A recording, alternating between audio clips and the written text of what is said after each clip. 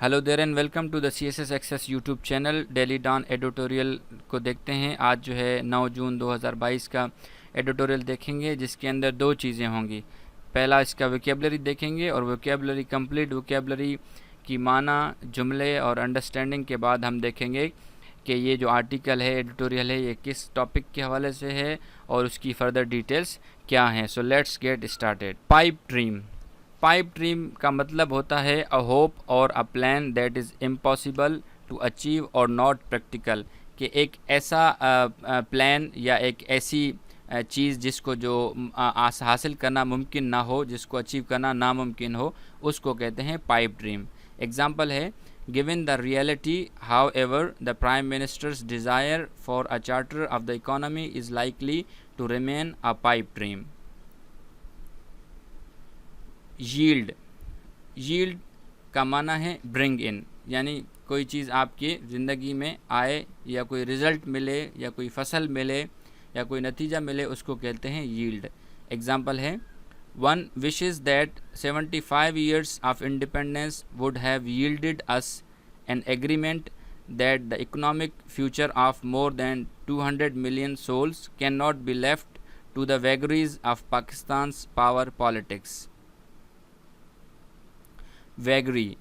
वैगरी का माना होता है an unexpected and implicable change in something, एक ऐसी तब्दीली जो जिसकी आपको उम्मीद ना हो, और ये तब्दीली ख़ास करके एक सिचुएशन या एक पर्सन के बिहेवियर में होते हैं, तो उस तब्दीली उस अनएक्सपेक्टेड चेंज को कहते हैं वैगरी। एग्जाम्पल है, one wishes that 75 years of independence would have yielded us an agreement that the economic future of more than 200 million souls cannot be left to the vagaries of Pakistan's power politics। precipitate।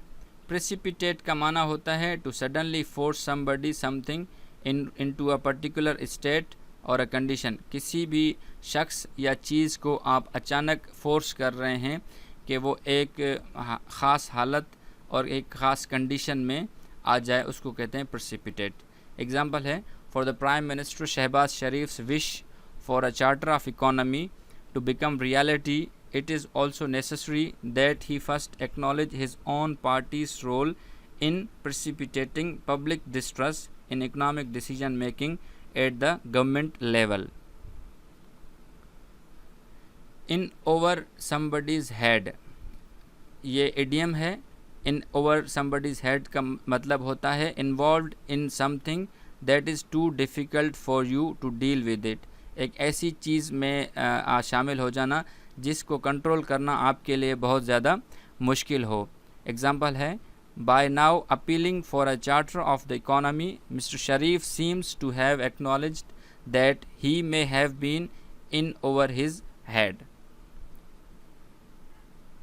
इन और for the foreseeable future, इसके लिए दोनों इस्तेमाल होते हैं। ऐसे भी कर सकते हैं, इन द फोरसीएबल फ्यूचर और for the foreseeable future.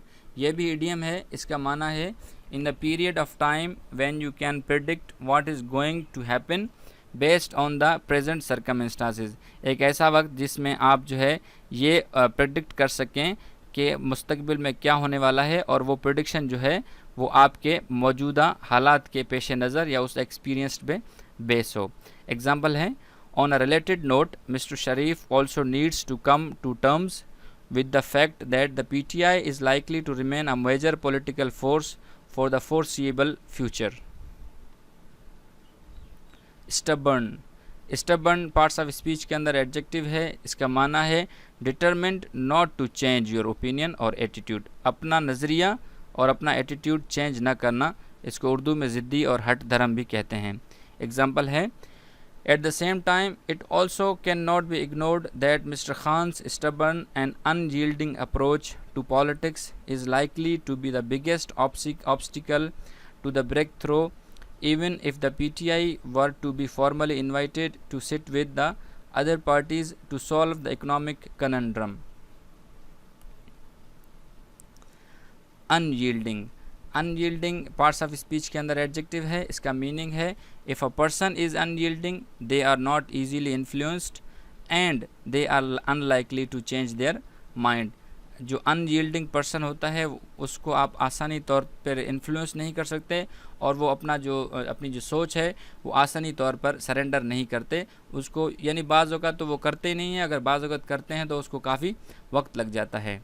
Example है, at the same time it also can not be ignored that mister Khan's stubborn and unyielding approach to politics is likely to be the biggest obstacle to a breakthrough, even if the PTI were to be formally invited to sit with the other parties to solve the economic conundrum. Obstacle parts of speech के अंदर noun है, meaning है a situation, an event that makes it difficult for you to do or achieve something। कोई ऐसी हालत या कोई ऐसा वाक़या जो आप हासिल करना चाहते हैं उसके हासिल करने में आपको रुकावट पेश करे या आपकी राह में एक पत्थर साबित हो, यानी आप कोई चीज़ अचीव करना चाहते हैं वो अचीव ना कर सकें, तो वो जिस चीज़ की वजह से वो आप अचीव नहीं कर पा रहे वो ऑब्स्टिकल होता है। एग्जाम्पल है, at the same time it also can not be ignored that mister Khan's stubborn and unyielding approach to politics is likely to be the biggest obstacle to a breakthrough, even if the PTI were to be formally invited to sit with the other parties to solve the economic conundrum.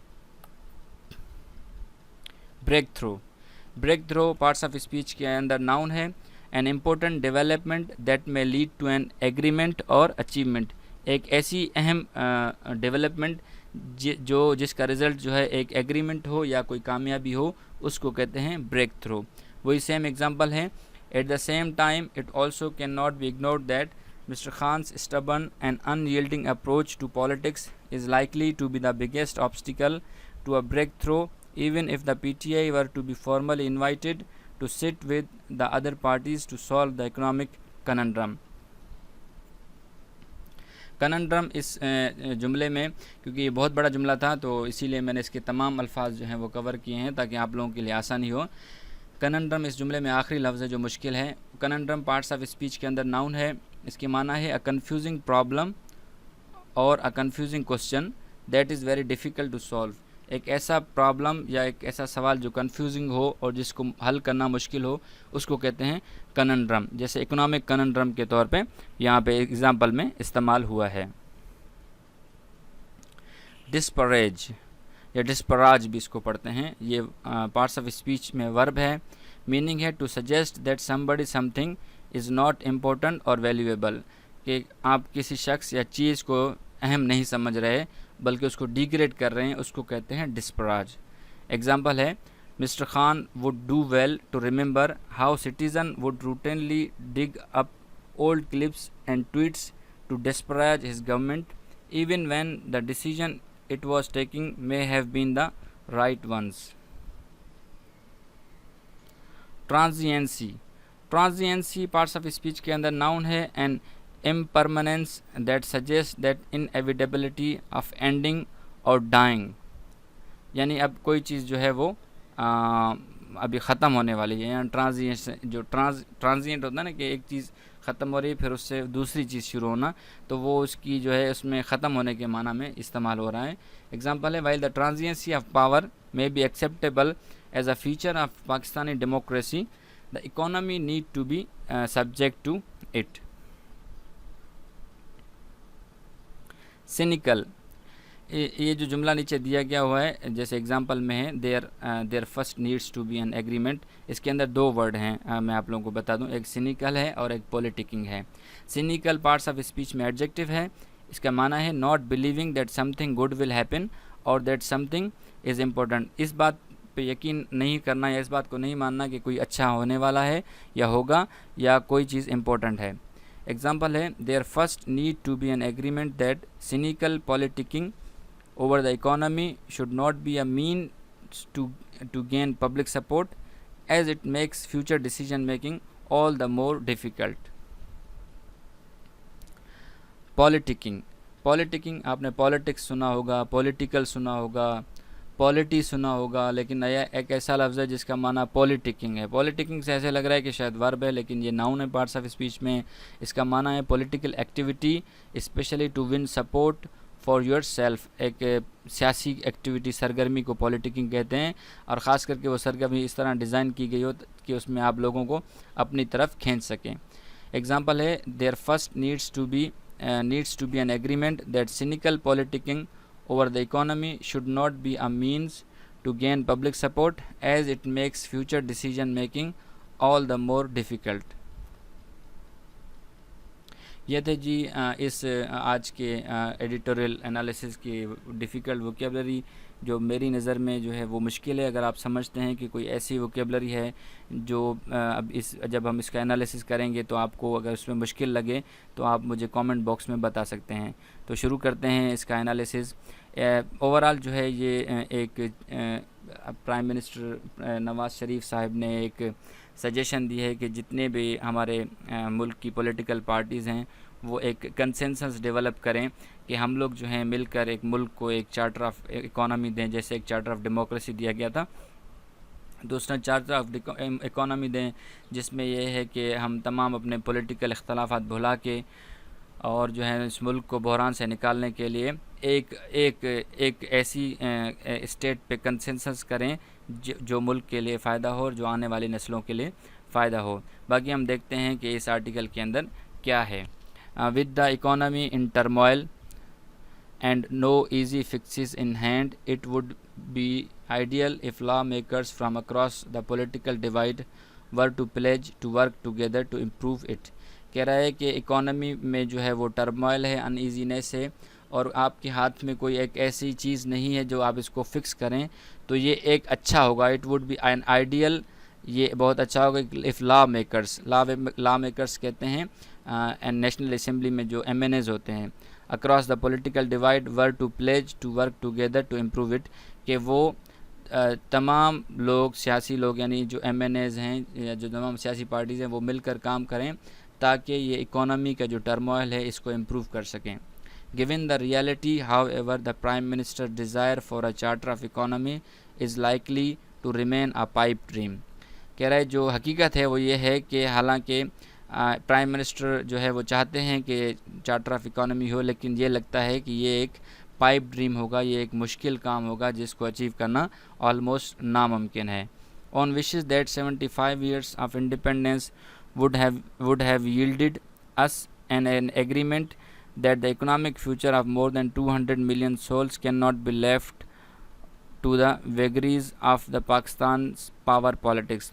कह रहे 75 साल आज़ादी को हो चुके हैं और अभी तक हमें ये हासिल हो जाना चाहिए था कि हम मईशत के फ्यूचर पे जो है जो मईशत के जो फ्यूचर है उस पे हम एक एग्रीमेंट करते और उस फ्यूचर को जो 200 मिलियन लोगों का फ्यूचर है उसको जो है पाकिस्तानी पॉलिटिक्स के वैगरीज पे जो है उसको छोड़ के नहीं देना चाहिए था। Unfortunately Pakistan democracy appears to have much farther to go before it reaches that point of maturity. कह रहे पाकिस्तान की सियासत को बदकिस्मती से अभी बहुत आगे जाना पड़ेगा जब वो इस मेच्योरिटी के लेवल पे पहुंच सके कि वो इकोनॉमिक स्टेबिलिटी की तरफ भी बात करे। For prime minister Shahbaz Sharif wish for a charter of economy to become reality, it also necessary that he first acknowledge his own party's role in precipitating public distrust in the economic decision making at the government level। कि शहबाज शरीफ की ये जो ख्वाहिश है charter of economy की, इसको हकीकत में बदलने के लिए उसे ये चाहिए था कि वो पहले अपनी पार्टी में का जो रोल देखे जिसकी वजह से उसने लोगों में अवाम में जो है माशी फ़ैसलों की वजह से जो एक पब्लिक डिस्ट्रस्ट लाया है कि अभी वो उस हुकूमत पे ट्रस्ट नहीं करते, उसके हवाले से उसको देखना चाहिए। Before the PMLN and it's allied parties push the PTI out of power, Mr. Sharif had noisily challenged every decision the PTI government took to increase fuel and electricity prices, claiming the citizenry would be delivered from the clutches of painful inflation if only Imran Khan were to be removed। कह रहा है PMLN और उसकी allied party ने PTI को power में हटाने से पहले जो मिस्टर शरीफ थे वो बड़े ज़ोर व शोर से इस बात को जो है चैलेंज करते रहे हैं। PTI की जो फ्यूल इंक्रीज़ करने के जो फ़ैसले हैं और इलेक्ट्रिसिटी बढ़ाने के जो फ़ैसले हैं उसको चैलेंज करते रहे हैं, और उन्होंने ये दावा किया है कि जो सिटीज़नरी यानी जो शहरी हैं उनको रिलीफ दिया जाएगा इस दर्दनाक महंगाई से अगर इमरान ख़ान को हटा दिया जाए। यानी ये कहना चाह रहा है कि अगर इमरान ख़ान की जब हुकूमत थी तो ये लोग कह रहे थे कि अगर इमरान ख़ान हट जाए तो हम इस मुल्क की आवाम को जो है इस दर्द से या इस महंगाई से निकाल लेंगे। By now appealing for a charter of economy, Mr. Sharif seems to have acknowledged that he may have been in over his head। कह रहे हैं कि जो मिस्टर शरीफ अभी जो बात कर रहे हैं चार्टर ऑफ इकोनॉमी से, इस बात से ये साबित हो रहा है कि अभी नवाज शहबाज शरीफ साहब को ये पता चल गया है कि इमरान ख़ान जो है वो इस मुश्किल वक्त को संभाले हुए था, या ये जो मुश्किल वक्त था इससे वो बहुत गुज़र रहा था। On a related note, Mr. Sharif also needs to come to terms with the fact that PTI is likely to remain a major political force for the foreseeable future। ये बात भी हो सकती है कि मिस्टर शरीफ जो है इस बात को भी माने कि जो PTI है वो मुस्तकबिल में, आने वाले मुस्तकबिल में एक बहुत बड़ी सियासी जमात बन के उभरेगी। Any charter of economy is unlikely to hold till the party is accommodated, कि कोई भी चार्टर ऑफ इकोनॉमी है वो नहीं हो सकता या उसकी प्रोबेबिलिटी नहीं है जब तक इस सियासी जमात को हम अकोमोडेट नहीं करेंगे।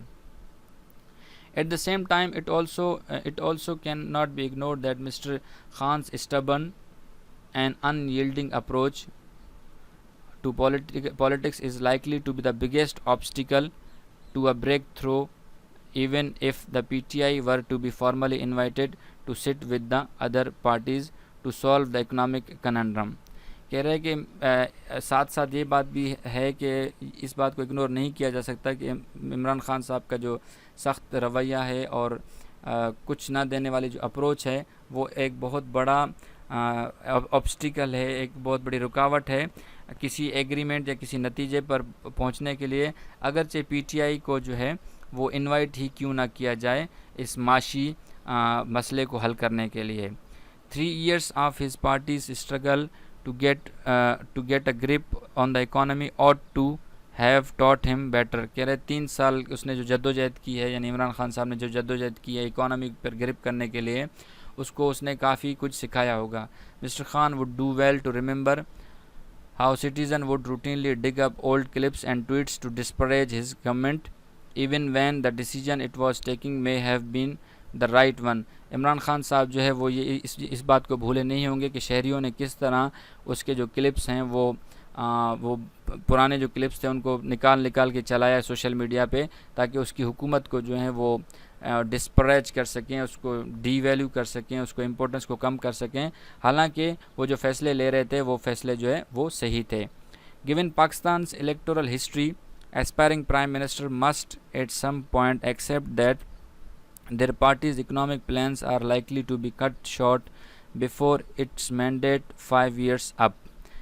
कह रहा है कि पाकिस्तान की इलेक्ट्रिक हिस्ट्री में जो प्राइम मिनिस्टर है उसको ये बात ज़रूर सोचना चाहिए कि इकनॉमिक्स प्लान्स जो हैं वो उसके 5 साल के मैंडेट पूरे होने से पहले ख़त्म हो सकते हैं। While the transiency of power may be acceptable as a feature of Pakistani democracy, the economy need to be subject to. कह रहे अगरचे जो पावर ट्रांजिएंसी यानी पावर एक जगह से दूसरी जगह जाना है वो पाकिस्तानी जमहूरियत का एक फ़ीचर हो सकता है, लेकिन इससे जो है जो मईशत है उस पे आँच आ रही है या उस मईशत को जो है वो एक मसला हो रहा है। There first needs to be an agreement that cynical politicking over the economy should not be means to gain public support as it makes future decision making all the more difficult. कह रहा है अभी ये सारा उसने analysis build किया, अभी वो सॉल्यूशन की तरफ जा रहा है। वो कह रहा है कि सबसे पहले ये होना चाहिए, इस बात पे एग्रीमेंट होना चाहिए कि सिनिकल पॉलिटिकिंग यानी ऐसी पॉलिटिक्स जिसमें आप जो है सिर्फ़ और सिर्फ लोगों को खुश करने के लिए मईशत पे तनकीद कर रहे हो, उससे गुरेज किया जाए, क्योंकि इससे इस तरह के फ़ैसले होते हैं जो बाद में जाके मुश्किलात खड़ी कर सकते हैं। Before parties arrive at the understanding however it seems more reasonable to expect the sun to rise from the west than to see them actually working together for the great good. कह रहा है कि किसी parties को जो understanding पे पहुंचना चाहिए और वो जो है रीज़नेबली जो है एक बात को अंडरस्टैंड करने की तो अब तक के लिए इतना ही। अपना और अपने इस चैनल का ख्याल रखिएगा। अल्लाह हाफ़िज़।